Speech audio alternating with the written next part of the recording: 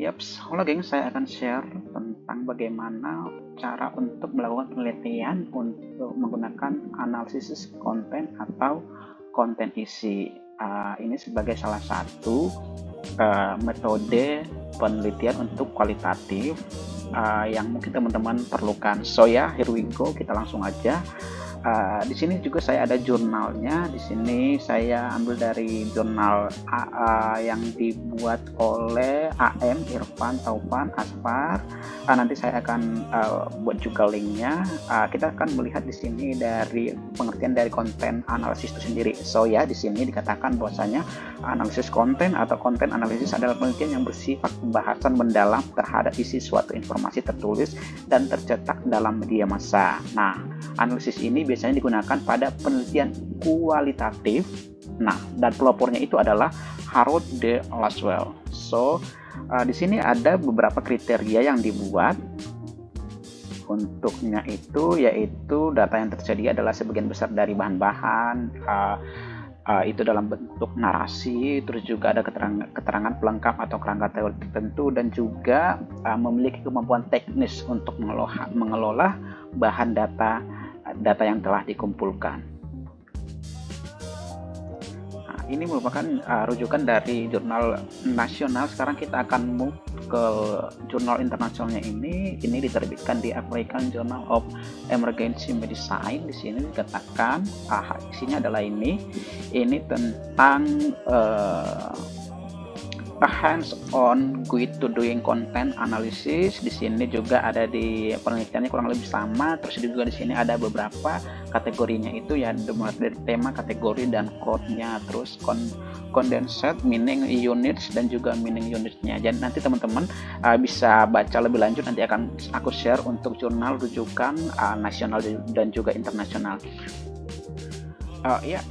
Sekarang saya akan buat teman-teman untuk melihat salah satu penelitian saya yang pernah saya lakukan, yaitu mengenai pengaruh dari CSR dan juga kualitas audit terhadap kinerja keuangan, di mana di sini CSR itu diukur menggunakan konten analisis itu sendiri. So ya, di sini akan kita lihat di bawahnya itu adalah tentang si konten analisis itu, sedangkan untuk CSR-nya itu digunakan menggunakan pengukuran dari GRI G4.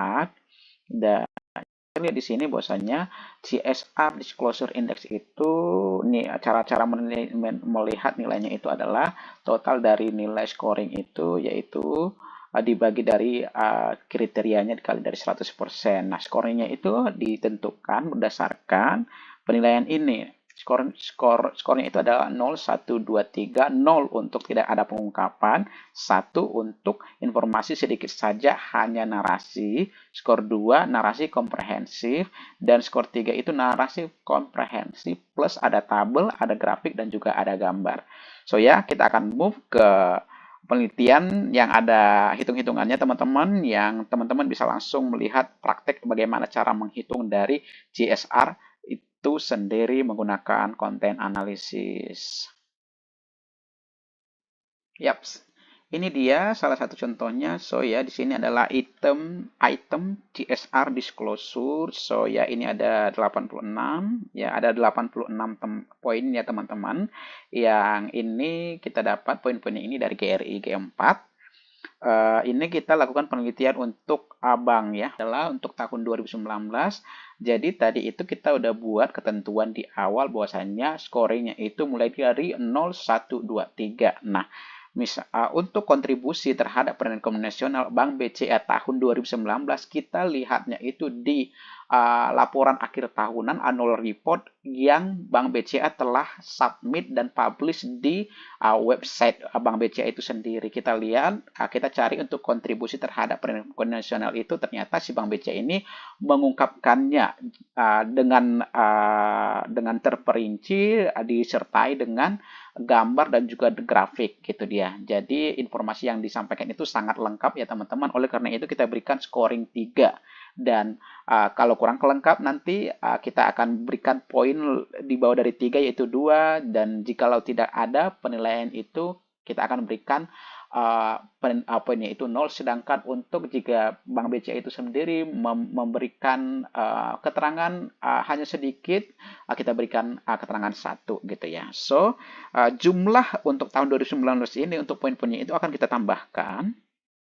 Di sini itu adalah sebesar 257. 257 ini merupakan scoringnya 86 dikali dengan poinnya ya teman-teman ya. So, di sini setelah itu maka 257 tadi total dari scoringnya itu dibagi dengan kriterianya tadi itu yang 258.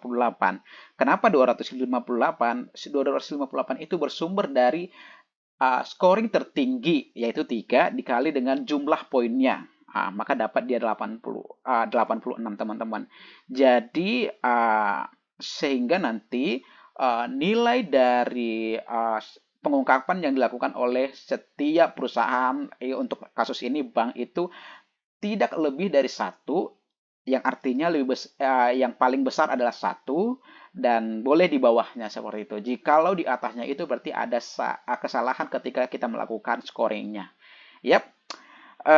Begitu aja teman-teman, mungkin singkatnya jikalau ada mungkin hal-hal yang perlu disampaikan, kritik komen boleh teman-teman ya. Wow, thank you.